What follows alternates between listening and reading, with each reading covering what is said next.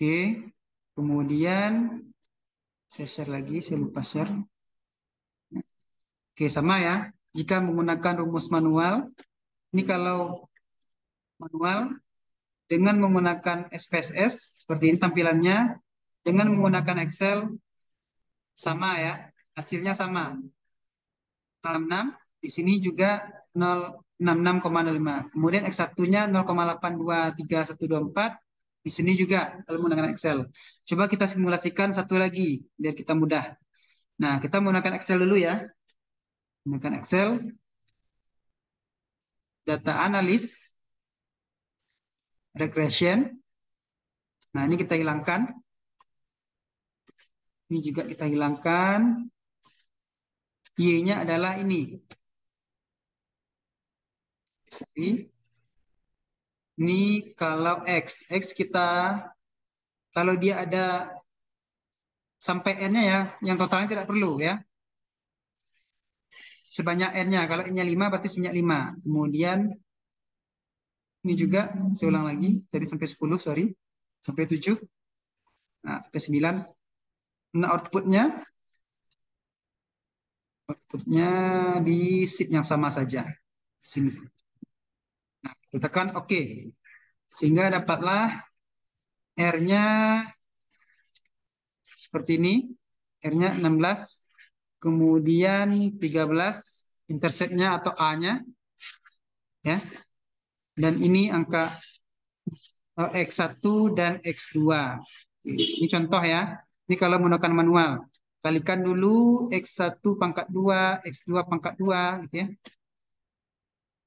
Nah, cara selanjutnya adalah kalau kita menggunakan SPSS. Seperti biasa kita blok ya. Kita kopikan, buka SPSS-nya, kita taruh di sebelah sini. Oke, ada 5 agar tidak bingung. Kita buat di sini adalah X1-nya apa namanya di sini?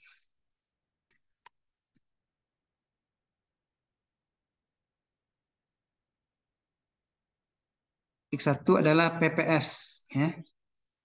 PPS adalah pengaruh pengungkapan pajak sukarela dan X2 adalah teknologi informasi dan Y-nya adalah ketepatan pelaporan pajak atau wajib pajak. Singkat saja nanti PPS, TI,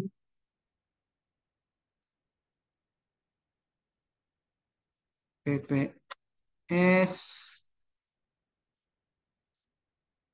TI, dan WP. Oke. Nah, selanjutnya adalah analis. Pilihlah regression, linear. Nah, karena ini sudah ada tadi, reset aja. Kembali dia posisi awal. WP tadi adalah Y, berarti ada di dependen. PPS adalah TI, adalah independen atau variabel X. Oke, kita tekan OK. Nah, selanjutnya adalah kita lihat hasilnya. Hasilnya adalah seperti ini. 13.703. Oke, kita bandingkan dengan menggunakan Excel.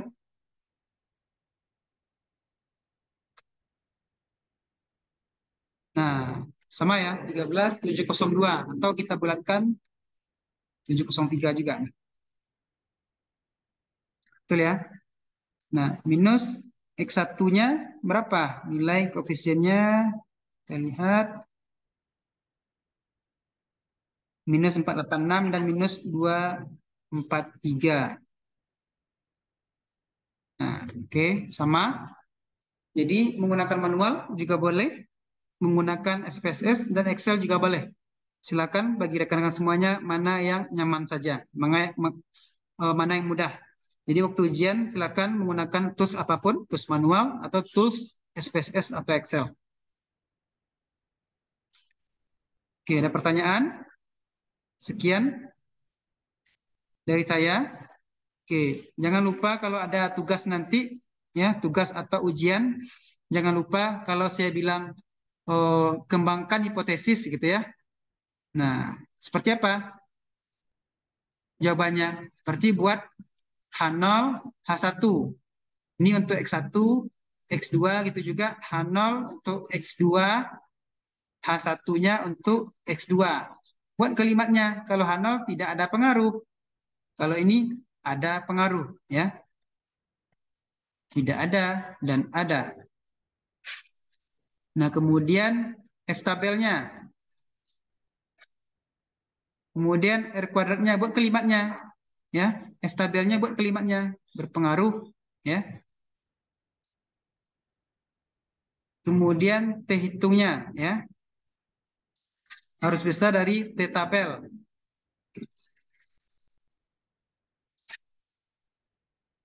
T hitungnya buat kalimatnya, ya. T hitungnya berapa harus besar dari T tabel. Seperti itu. Kemudian sik titiknya, ya. Harus harus kecil dari 0,05. Kemudian arahnya. Nah, itu, ya. Harus dibuatkan semuanya. Ada banyak, ya. Nggak apa-apa. Namanya juga belajar, ya. Kalau sudah paham nanti akan terbiasa. Karena inilah yang akan kita lalui dalam membuat skripsi besok. Ada 5 tahap harus kita lalui, tidak masalah. Oke, itu saja dari saya. Akan saya upload video ini agar mudah memahaminya dalam melaksanakan tugas. Ya, tugas ada minggu ini untuk besok. Bagi yang belum upload tugas, silakan upload. Oke, sekian saja. Assalamualaikum warahmatullahi wabarakatuh. Mohon maaf jika ada kesalahan.